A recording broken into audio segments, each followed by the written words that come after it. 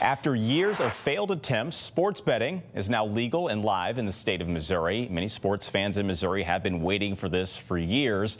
In fact, it will also be easier to place your bets inside Busch Stadium and the Enterprise Center.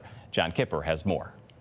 And everybody's been waiting for it over here, so it's going to be a good thing. Chris Adams enjoys his sports bets, and he can now bet while working in Missouri and at home in the Metro East at his favorite casino. So now the lines at the Casino Queen won't be as long. You can finally bet in the state of Missouri. Monday, DraftKings Sportsbook held a launch event with former St. Louis sports greats Brett Hull and Isaac Bruce. And over at the Horseshoe Casino, Caesars launched their St. Louis Sportsbook with former Ram Trent Green.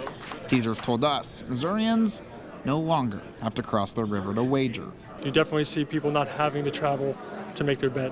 The new law, which was funded by some of the sportsbooks now operating, will take 10% of the gaming revenue and largely send it to Missouri schools. But in our reporting last year, we found the legislature could decide to spend less on education in the future and make up the difference with sports betting money, leading to no net increase in school funding. I think we'll be very committed to funding public education like we always are. Speaker of the Missouri House, Republican John Patterson, was in St. Louis Monday for the DraftKings launch.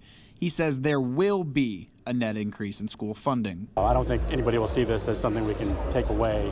I think this will just add to it. Opponents during the election last year pointed to a state auditor report that showed the state could receive anywhere from $0 to $29 million in tax revenue due to tax deductions for promotional purposes. Patterson remains confident the measure will help schools long term. I think we'll be very committed to funding public education like we always are. But bettors like Adams just happy he can lay down his wager whenever the time is right. I won't have to rush over to get to the east side to bet.